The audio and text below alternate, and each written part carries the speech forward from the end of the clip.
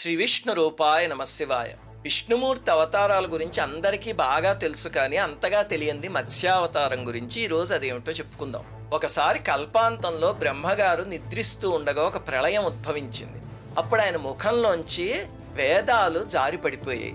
హయగ్రీవుడు అనే రాక్షసుడు ఆ వేద విజ్ఞానాన్ని తీసుకుపోయి జలంలో దాక్కున్నాడు. బ్రహ్మగారు ఇంకా నిద్రలోనే ఉన్నారు. అప్పుడు శ్రీ మహావిష్ణువు ఆయనది రక్షణ బాధ్యత కదా, అందుకోసం ఆయన విచిత్రమైన లీల చేశారు. ఏమిటంటే, సత్యవ్రతుడు అనే రాజు ఉపవాస దీక్షతో తపస్సు చేసుకునేవాడు. ఆయన నది దగ్గరికి వెళ్ళి జలతర్పణం ఇస్తూ ఉంటే చేతిలోకి ఒక చిన్న చేప పిల్ల వచ్చింది. ఆయన వదిలేబోతుంటే, రాజా నన్ను మొసళ్ళు తినేస్తాయి, రక్షించు అని మాట్లాడుతూ వేడుకుంది. ఆయన ఇదేదో విచిత్రంగా ఉంది అని చెప్పి కమండలంలో వేసుకుని ఇంటికి తీసుకువెళ్ళాడు. వెళ్ళగానే చూస్తే కమండలం అంత పెద్దదైపోయింది. అయ్యో చోట సరిపోవట్లేదని ఒక కుండలో వేసాడు. మళ్ళీ చూస్తే కుండ అంత పెద్దదైపోయింది. వెంటనే తీసుకువెళ్ళి ఒక సరోవరంలో వేస్తే ఆ సరోవరం అంత పెరిగిపోయింది. అలాగ మార్చి చివరికి సముద్రంలో వేస్తూ ఉంటే, రాజా నన్ను మొసళ్ళు తినేస్తాయి అని అమాయకంగా అంది. అప్పుడు ఆ రాజు నవ్వుకొని, స్వామి నువ్వు సాక్షాన్ శ్రీ మహావిష్ణువి, ఇంకొకళ్ళకి ఇలా మాట్లాడడం ఇలా పెరగడం సాధ్యమా, నన్ను ఏమార్చకుని మాయలోను అన్నాడు.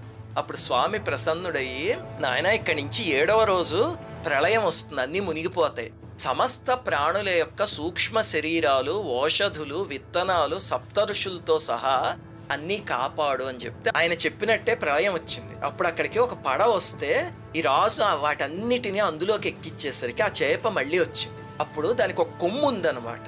వాసుకి అనే సర్పాన్ని తాడుగా చేసి పడవని తీసుకువెళ్ళి రాజు ఆ కొమ్ముకు కట్టేస్తే, అప్పుడు ఆ చేప ప్రళయ సమయంలో దాన్ని తిప్పుతూ ఎన్నో రహస్యాలు చెప్పింది. ఆ రహస్యాలే మత్స్య పురాణం. ఆ తర్వాత బ్రహ్మగారు నిద్ర లేచాక రాక్షసుణ్ణి వధించి వేదాలు ఆయనకి ఇచ్చారు.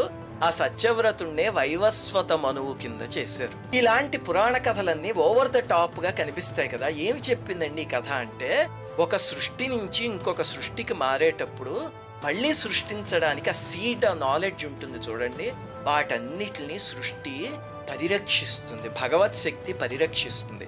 అలాగే సృష్టికి మాన్యువల్ లాంటి వేదాలు, దాన్ని కూడా పరిరక్షిస్తుంది ప్రకృతి. ఆ తర్వాత సృష్టి జరిగితే మనం ఎన్నో లక్షల సంవత్సరాల తర్వాత ఆ సృష్టిని అర్థం చేసుకోవడానికి సైన్స్ వస్తుంది. అంతేగాని సైన్స్ ఒకటి నేర్చుకుని ఇలాంటి పురాణ కథల్ని అవి ఏం జరిగి ఉంటాయండి అనకూడదు. పురాణాల్లో జరిగే ఉంటాయి, లేకపోతే మహర్షులు రాయరు కదా. శ్రీమాత్రే నమః.